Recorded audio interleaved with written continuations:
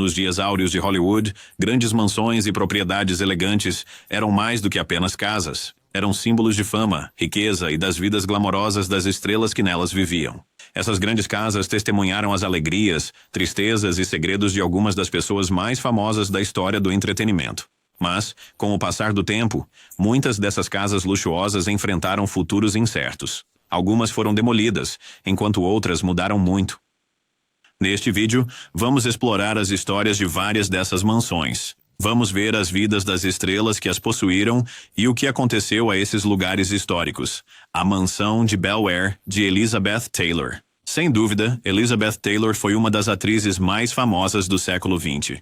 Nascida em 1932 em Londres, ela se mudou para os Estados Unidos ainda criança e começou a atuar desde jovem. Com seus impressionantes olhos violetas e talento inegável, ela rapidamente se tornou uma estrela, aparecendo em filmes clássicos como A Mocidade é Assim Mesmo, Cleópatra e Quem Tem Medo de Virginia Woolf. Ao longo dos anos, a vida pessoal de Taylor esteve frequentemente em destaque, com múltiplos casamentos e romances de alto perfil que cativaram o público. No início da década de 1980, Elizabeth Taylor estava passando por uma transição significativa em sua vida. Ela havia acabado de se divorciar de Richard Burton pela segunda vez, um relacionamento que tinha sido tanto apaixonado quanto tumultuado. Sua carreira cinematográfica estava desacelerando e ela estava em busca de estabilidade e de um lugar para chamar de seu. Em 1982, ela encontrou esse lugar em uma mansão grandiosa localizada na Avenida Nimes 700, no exclusivo bairro de Bel Air, Los Angeles. A mansão foi originalmente construída em 1960 e primeiro foi propriedade de Nancy Sinatra, a primeira esposa do lendário cantor Frank Sinatra. A propriedade estava situada em Bel Air, uma das áreas mais prestigiadas de Los Angeles, conhecida por suas casas de luxo e moradores famosos. Bel Air oferecia privacidade e isolamento, o que era essencial para alguém com a fama de Taylor.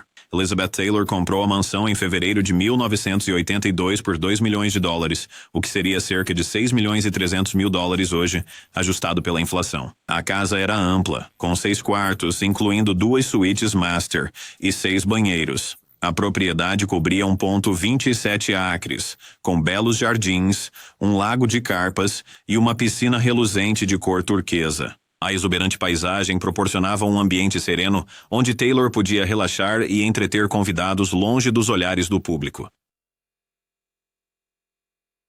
Elizabeth Taylor era conhecida por seu gosto requintado e amor pela arte e joias. Ela transformou a mansão em um reflexo de seu estilo pessoal. O interior foi projetado por Valdo Fernandes, que mais tarde trabalhou com outras celebridades como Brad Pitt e Angelina Jolie. Taylor escolheu tapetes brancos e uma paleta de cores em tons de azul e lavanda, combinando com seus famosos olhos violetas. Ela encheu a casa com obras de arte preciosas, incluindo pinturas impressionistas e uma peça notável de Vincent van Gogh, Vista do Asilo e Capela em Saint-Rémy. Este quadro tinha um significado especial e foi exibido na sua sala de estar por quase 5 décadas antes de ser leiloado em 2012 por quase $16 milhões.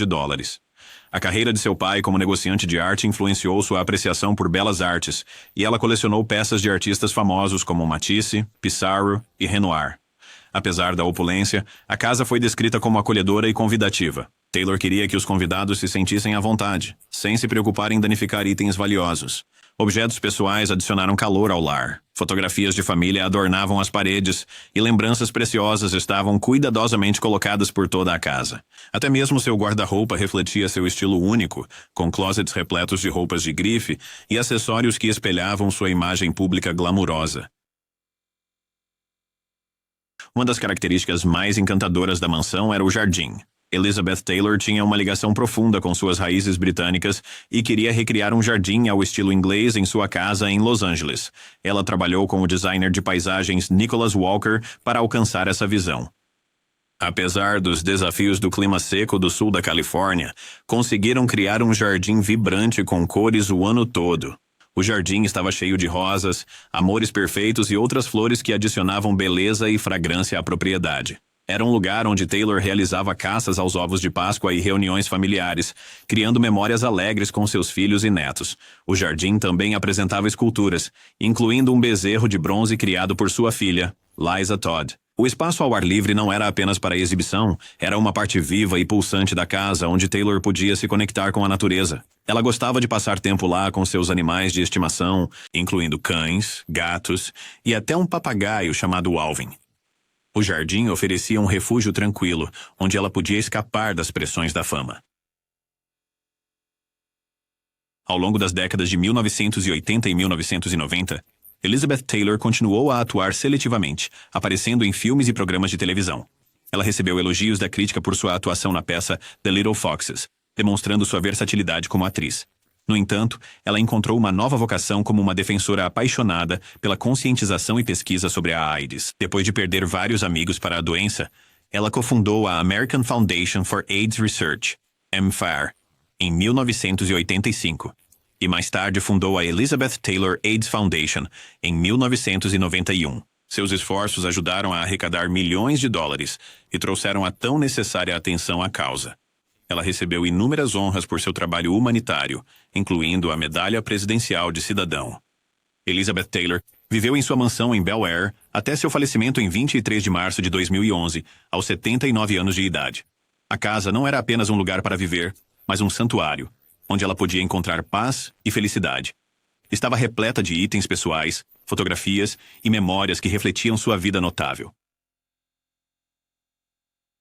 Nos últimos anos, a mansão enfrentou a ameaça de demolição. Um empreiteiro adquiriu a propriedade com planos de derrubar a casa histórica e construir uma estrutura moderna em seu lugar. Esta notícia alarmou fãs, historiadores e preservacionistas, que reconheceram a importância cultural e histórica da amada residência de Elizabeth Taylor. Esforços foram feitos para salvar a mansão, com muitos argumentando que ela deveria ser preservada como um marco. O destino da propriedade tornou-se um símbolo da contínua luta entre preservar peças importantes da história e o impulso por novos desenvolvimentos em cidades em crescimento como Los Angeles. Até agora, o futuro da mansão de Elizabeth Taylor em Bel Air permanece incerto. O debate destaca a importância de reconhecer e proteger lugares que possuem valor cultural significativo, não apenas pela sua beleza arquitetônica, mas pelas histórias e memórias que eles representam. Marion Davies e a Casa de Praia de Santa Mônica. Marion Davies foi uma atriz talentosa e uma figura proeminente no início de Hollywood. Nascida em 1897 no Brooklyn, Nova York, ela começou sua carreira como corista na Broadway, antes de se transferir para o cinema mudo. Ela se envolveu romanticamente com William Randolph Hearst, um poderoso editor de jornais e um dos homens mais ricos da América na época. Seu relacionamento era tanto pessoal quanto profissional, e juntos eles embarcaram em grandes projetos. Em 1926, decidiram criar uma mansão magnífica em Santa Mônica, Califórnia. A propriedade, localizada na praia, seria um símbolo de luxo e um lugar onde eles poderiam entreter a elite de Hollywood e a alta sociedade. Eles contrataram Julia Morgan, uma arquiteta renomada que também projetou o Hearst Castle em San Simeon, Califórnia. Morgan foi uma das primeiras arquitetas proeminentes nos Estados Unidos e era conhecida por seus designs inovadores e atenção aos detalhes. A casa de praia de Santa Mônica era uma propriedade opulenta com mais de 100 quartos. Incluía quadras de tênis, casas de hóspedes e uma luxuosa piscina de mármore. O design era uma mistura dos estilos mediterrâneo e renascimento georgiano, com grandes salões, trabalhos em madeira intrincados e mobílias luxuosas. A propriedade cobria 5 acres de frente para a praia, oferecendo vistas deslumbrantes do Oceano Pacífico. Os interiores estavam repletos de tesouros coletados por Hearst e Davis durante suas viagens. Móveis antigos, obras de arte inestimáveis e artefatos raros adornavam os quartos, criando uma atmosfera de elegância e sofisticação. A mansão não era apenas uma casa, mas uma vitrine de arte e cultura. Marion Davies era conhecida por seu charme e hospitalidade. A casa de praia tornou-se o epicentro da cena social de Hollywood nas décadas de 1920 e 1930. Ela organizava festas extravagantes, que eram frequentadas pelas maiores estrelas da época, incluindo Charlie Chaplin, Greta Garbo, Clark Gable e muitos outros. As festas eram lendárias, apresentando decorações luxuosas, música ao vivo e temas elaborados.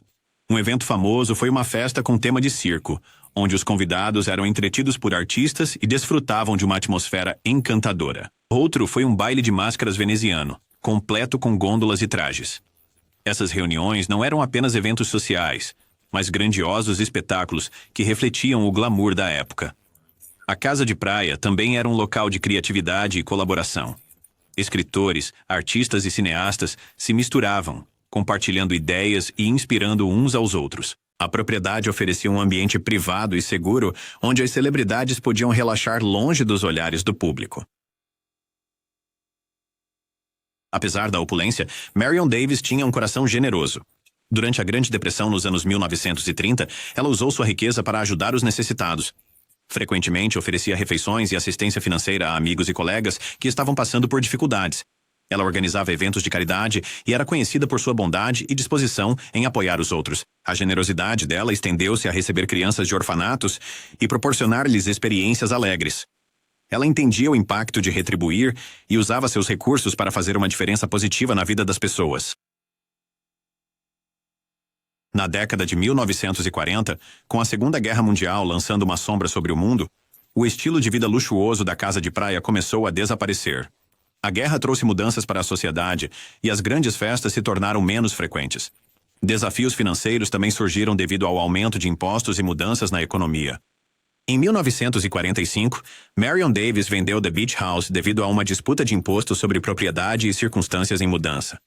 A propriedade mudou de mãos e foi finalmente transformada em um hotel e clube de praia chamado The Ocean House, e mais tarde, The Sand and Sea Club. No entanto, a mansão principal foi demolida em 1956. Uma decisão que entristeceu muitos que valorizavam seu significado histórico e arquitetônico.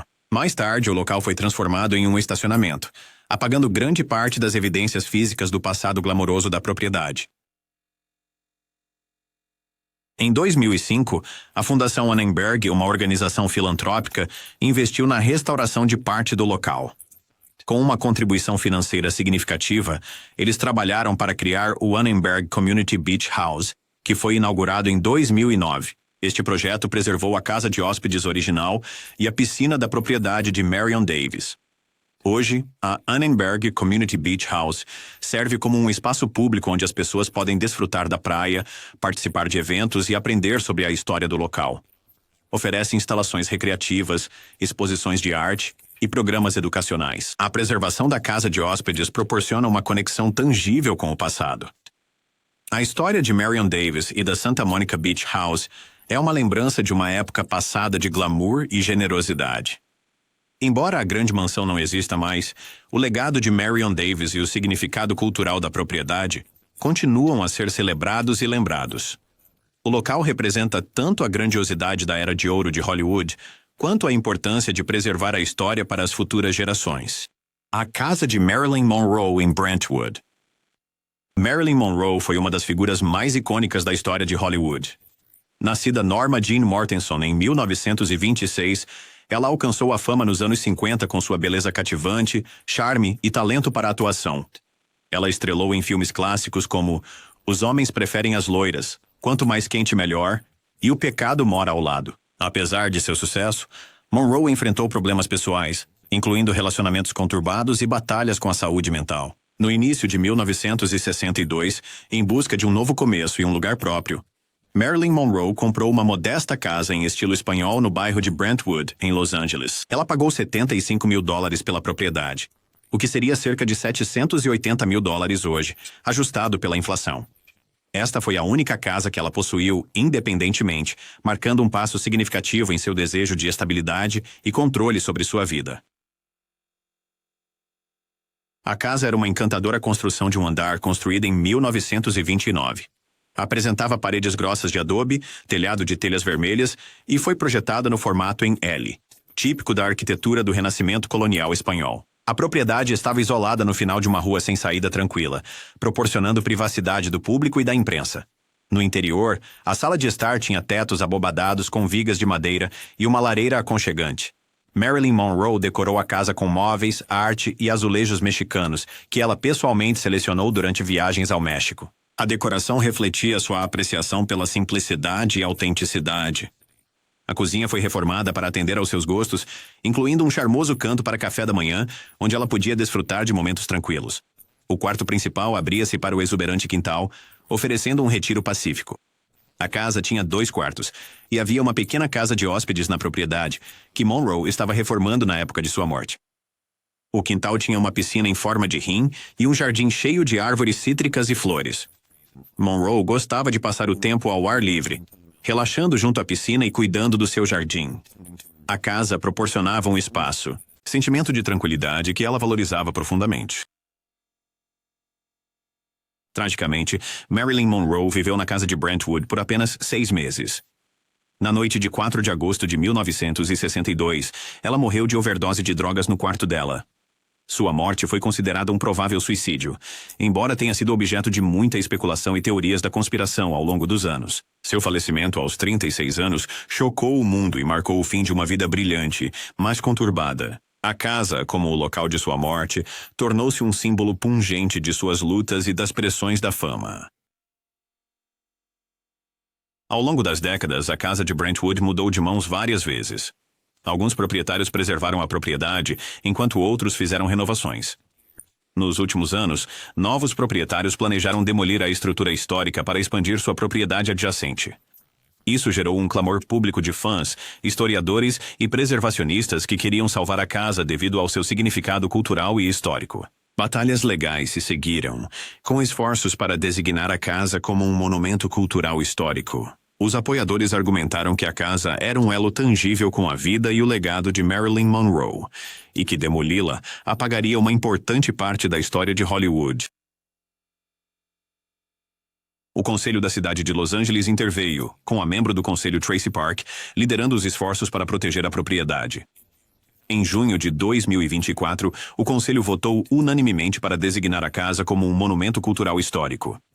Esta designação proporcionou proteção legal, evitando a demolição da casa e reconhecendo sua importância como um local cultural e histórico. A decisão foi celebrada por fãs e preservacionistas, que a viram como uma vitória para a preservação histórica e um tributo ao legado duradouro de Marilyn Monroe. Pickfair, a mansão mais popular de Hollywood. Mary Pickford e Douglas Fairbanks foram duas das maiores estrelas do início de Hollywood. Mary Pickford, conhecida como a queridinha da América, foi uma das atrizes mais bem-sucedidas da era do cinema mudo. Douglas Fairbanks era famoso por seus papéis de espadachim em filmes como A Marca do Zorro e O Ladrão de Bagdá. Juntos, eles formaram o casal poderoso original de Hollywood. No início da década de 1920, eles compraram uma propriedade de 15 acres em Beverly Hills, Califórnia. Eles queriam criar uma casa que refletisse seu status e oferecesse um refúgio luxuoso das exigências de suas carreiras. Eles nomearam a propriedade Pickfair, uma combinação de seus sobrenomes. Eles contrataram o arquiteto Wallace Neff, conhecido por seus designs inovadores que combinavam os estilos colonial espanhol e mediterrâneo. Pickfair foi transformada em uma grande mansão com janelas de vidro com chumbo, pisos de parquet e tetos adornados com murais. A casa tinha 2 elegantes alas, uma varanda em forma de L e um telhado de cobre com ferragens ornamentadas. A propriedade incluía estábulos, quadras de tênis, uma piscina, uma das primeiras em Los Angeles, e até uma pista de corrida subterrânea. Os interiores foram decorados com arte do século XVIII e antiguidades coletadas ao redor do mundo. A sala de estar exibia móveis da época de Luís XVI e as paredes eram adornadas com obras-primas. Toques pessoais tornaram a casa única. Mary Pickford e Douglas Fairbanks encheram os cômodos com itens que refletiam seus interesses e viagens. A mansão não era apenas uma demonstração de riqueza, mas um reflexo de suas personalidades e paixões. Durante as décadas de 1920 e 1930, Pickfair tornou-se o centro social de Hollywood. Mary Pickford e Douglas Fairbanks eram conhecidos por organizar festas e eventos luxuosos que atraíam celebridades, políticos e realeza. Os convidados incluíam Charlie Chaplin, Albert Einstein, Amelia Earhart, F. Scott Fitzgerald e até o presidente Franklin D. Roosevelt. A propriedade era frequentemente comparada a um palácio e simbolizava o glamour e a opulência da era de ouro de Hollywood. Um convite para Pickfair era altamente cobiçado, e os eventos realizados lá eram lendários. Um evento memorável foi uma festa onde os convidados chegaram vestidos como figuras históricas, adicionando um toque de fantasia e criatividade. As reuniões eram oportunidades para networking, colaboração e simplesmente desfrutar da companhia de colegas em um ambiente magnífico. No entanto, o casamento do casal começou a se deteriorar na década de 1930. Eles se divorciaram em 1936, e a vibrante vida social em Pickfair diminuiu. Mary Pickford continuou a viver na propriedade com seu terceiro marido, Charles Buddy Rogers, mas tornou-se cada vez mais reclusa. Após a morte de Pickford, após sua morte em 1979, a propriedade foi vendida para Jerry Buss, o dono do Los Angeles Lakers. Em 1988, a atriz Pia Zadora e seu marido, Meshulam Riklis, compraram Pickfair por $6.700.000. Em uma medida controversa, eles demoliram a maior parte da mansão original em 1990, citando danos causados por cupins e supostas assombrações como razões. A demolição provocou indignação pública, pois muitos a viam como a destruição de uma parte importante da história de Hollywood. Douglas Fairbanks Jr., o filho do proprietário original, expressou publicamente seu descontentamento. Os novos proprietários construíram uma mansão moderna no local, mas a perda de Pickfair foi lamentada por fãs e historiadores. Pickfair permanece como um símbolo da era dourada de Hollywood e das personalidades maiores que a vida que moldaram a indústria do entretenimento. Embora a mansão original tenha desaparecido, sua história vive em livros, documentários e na memória coletiva de uma era passada. O destino de Pickfair destaca os desafios de preservar propriedades históricas, especialmente quando a propriedade muda de mãos e os novos proprietários têm visões diferentes. Serve como um lembrete da importância de proteger marcos culturais para as futuras gerações. O Hotel Jardim de Allah e Garden of Allah Hotel foi um estabelecimento lendário que abriu em 1927 na Sunset Boulevard, em West Hollywood. Originalmente, era a propriedade privada da atriz de filmes mudos, Alla Nazimova. Ela transformou sua casa em um hotel para lidar com dificuldades financeiras, criando um refúgio único e luxuoso. O hotel consistia em vilas de estilo espanhol situadas em meio a jardins exuberantes e apresentava uma icônica piscina em forma do Mar Negro, refletindo a herança russa de Nazimova.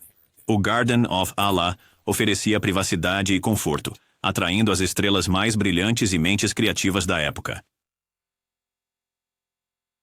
O Garden of Allah tornou-se um refúgio para celebridades, escritores, músicos e artistas. Visitantes notáveis incluíam F. Scott Fitzgerald, Ernest Hemingway, Dorothy Parker, Humphrey Bogart, Errol Flynn, Greta Garbo e muitos outros. Escritores e intelectuais encontraram inspiração ali. O hotel era conhecido por seu animado ambiente social, com reuniões improvisadas, discussões e festas que frequentemente se prolongavam até tarde da noite. Era um lugar onde a criatividade florescia e os limites eram desafiados.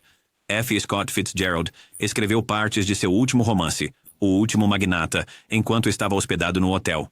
A atmosfera do Garden of Allah proporcionava um rico cenário para sua escrita, capturando a essência do apelo e complexidade de Hollywood. Ao longo das décadas de 1930 e 1940, o Garden of Allah personificou o glamour de Hollywood.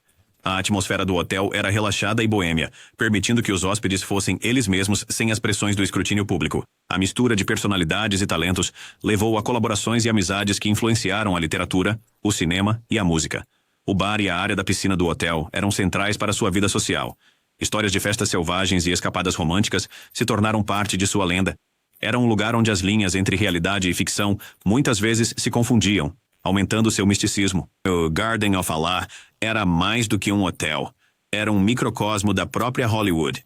Capturava o espírito de uma era marcada pela inovação, criatividade e um toque de rebelião contra normas convencionais. Nos anos 1950, a popularidade do hotel começou a diminuir. Mudanças na indústria do entretenimento, normas sociais em transformação e o desenvolvimento de novas acomodações de luxo levaram a uma queda no número de hóspedes.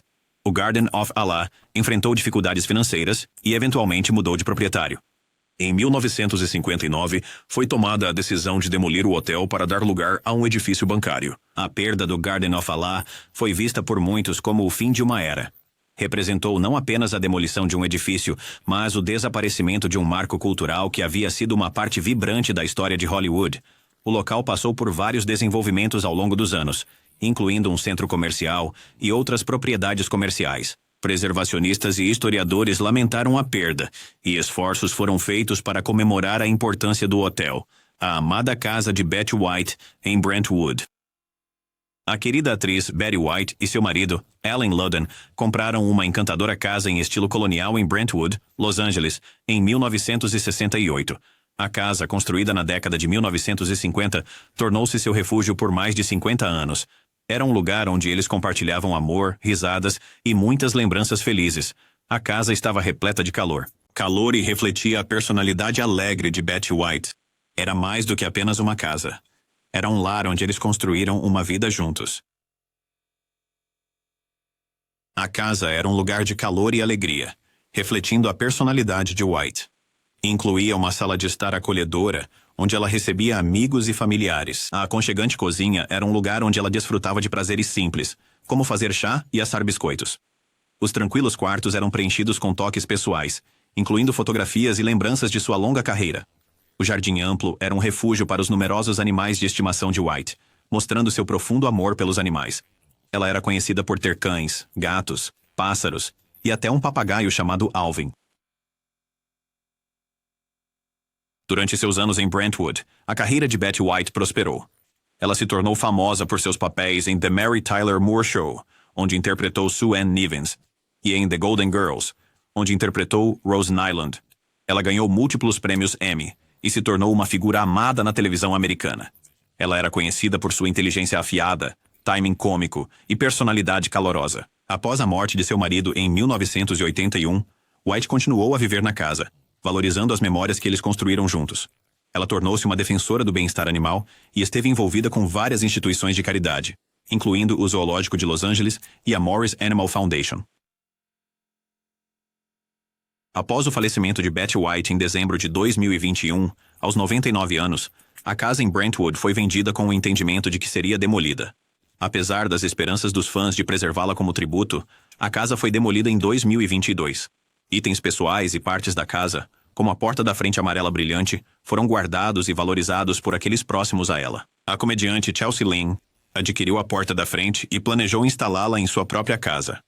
A demolição marcou o fim de uma era, para aqueles que admiravam Betty White e seu legado. Foi um momento comovente para os fãs que sentiam uma conexão pessoal com a atriz. Os lucros da venda da casa foram doados a instituições de caridade animal, honrando a dedicação vitalícia de White ao bem-estar animal. Embora a casa física não exista mais, o legado de Betty White vive através de suas contribuições para o entretenimento e seus esforços filantrópicos. Ela é lembrada como uma pioneira na televisão e uma figura querida que trouxe alegria a milhões. Seu trabalho com animais e seu espírito caloroso continuam a inspirar pessoas ao redor do mundo.